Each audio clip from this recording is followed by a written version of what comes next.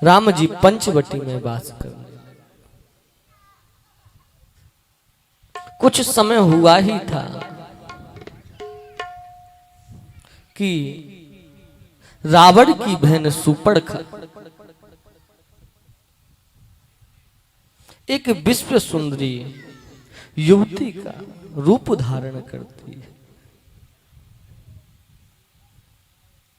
आकाश मार्ग से जा रही होती है, पंचवटी में देखती है राम जी और लक्ष्मण जी को, मोहित हो जाती है। इतने सुंदर सुकोमल युवक देखने के साथ ही जो मोहित हो जाए, और वो सुपर्ण का ही क्या, जो राम को देख ले वो तो सभी मोहित हो जाते हैं। राम का तो स्वरूप ही ऐसा है।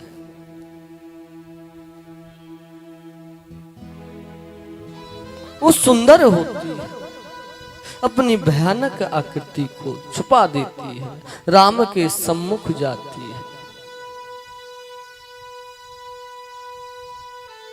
पंचवटी में प्रवेश करती है और भगवान राम अपने आसन पर बैठे हुए हैं।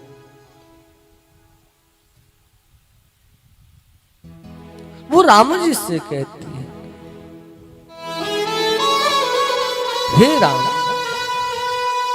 ना तुम समान कोई पुरुष है, ना मेरे समान कोई नारी है।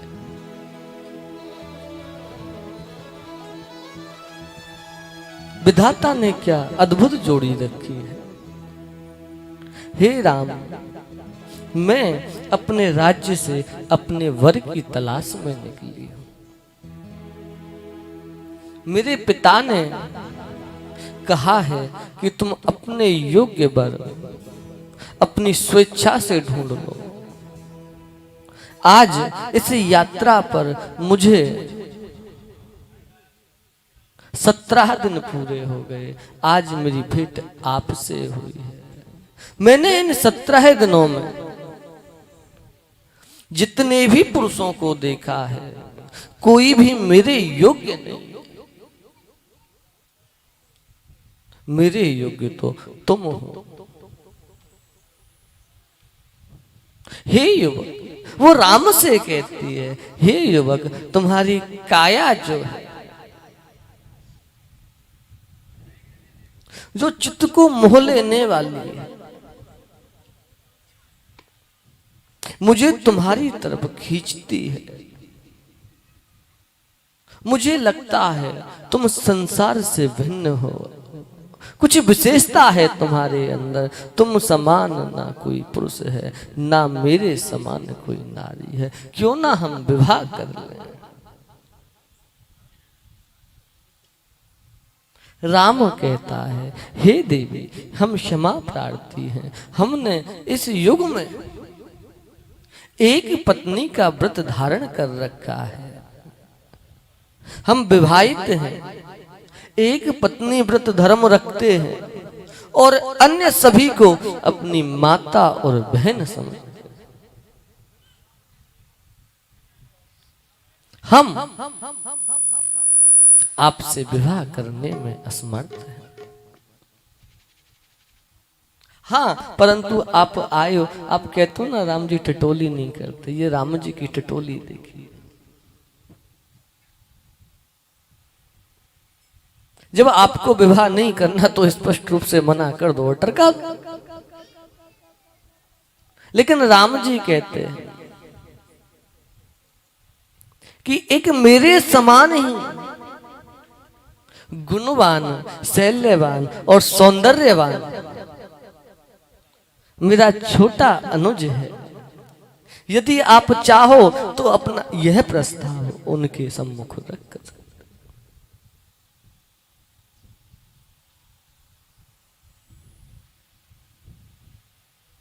तत्कालीन लक्ष्मण जी का आगमन होता है। वो सुपर्णखा लक्ष्मण जी के सम्मुख जाती है। लक्ष्मण जी से कहती है, तुम्हारे भैया मूर्ख है, इसे सुंदर काया का महत्व नहीं जानते। तुम मुझे विवेकशील लगते हो जी, देखिए तुम कितने सुंदर हो, मैं कितनी सुंदर हूं, तुम और हम विवाह कर लेते हैं।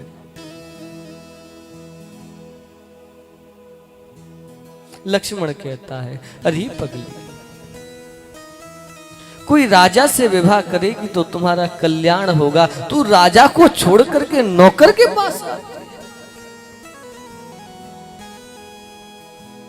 मैं तो राम के चरणों का दास हूं, मेरे साथ विवाह करोगे तो जीवन पर्यंत आपको कष्ट ही उठाने हो।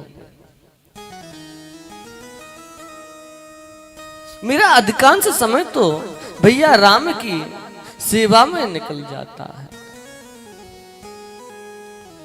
आप मेरे साथ में विवाह करोगे तो जीवन भर दुखों के सिवाय मैं तुम्हें कुछ दे नहीं सकता।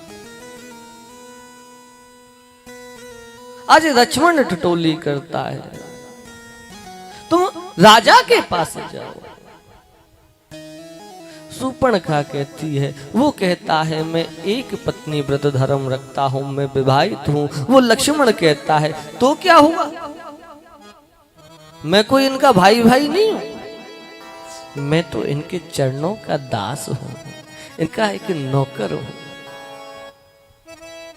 और इनके कुल में तो ये प्रथा चली आई है, आप जानते हो इनके पिता जो हैं महाराज दशरथ, उनके भी 3 रानियां थी। आप उनके पास चले जाइए। लक्ष्मण शूर्पणखा से स्पष्ट रूप से मना कर देता है और पुनः उस शूर्पणखा को राम जी के सम्मुख भेज देता है। राम फिर यही कहता है कि मैं विवाहित हूं, मैं तुमसे विवाह नहीं कर सकता। तत्कालीन माता जानकी अपनी कुटी से निकल करके आती हैं, कहते ये सीता है मेरी भार्या, ये मेरी पत्नी है। शूर्पणखा क्रोधित हो जाती है, अरे छोकरो तुमने समझ लिया, तुम मुझे जानते नहीं, मैं लंकेश रावण की बहन हूं, मैं एक राक्षसी हूं। मैं तुम्हें प्रेम से एक प्रस्ताव तुम्हारे आगे रख रही थी, तुम नहीं माने, तुम्हें अपनी पत्नी पर घमंड है ना, उचित है मैं इसको ही नष्ट कर देती हूँ, मैं इसको अपना आहार बना लेती हूँ, जब ये नहीं रहेगी तब तो आप मेरा वरण करोगे।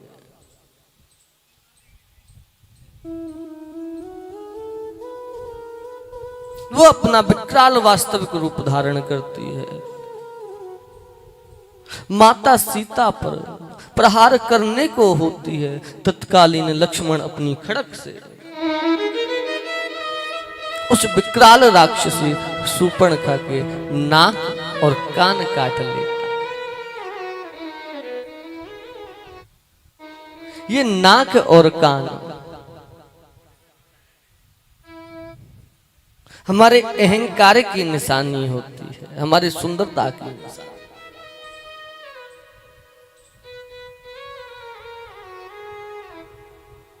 कहीं कोई छोटे लोगों से मिले, अरे उससे नहीं मिलेंगे, हमारी नाक कट जाएगी। जो बात बात में तुम नाक को लेकर के आते हो, लक्ष्मण ने उस नाक को ही काट दिया।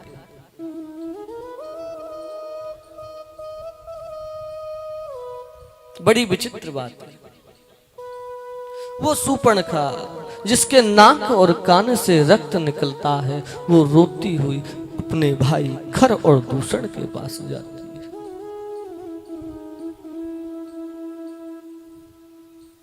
वो पूछते हैं, अरे बहन तेरा ये हाल किसने कर दिया,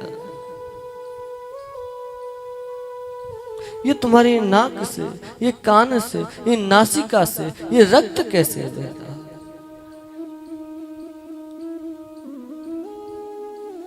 वो शूर्पणखा कहती है, पंचवटी में 2 युवक आए हुए हैं, उनके संग साथ में एक विश्व सुंदरी युवती है, वो उसको अपनी भार्या कहते हैं।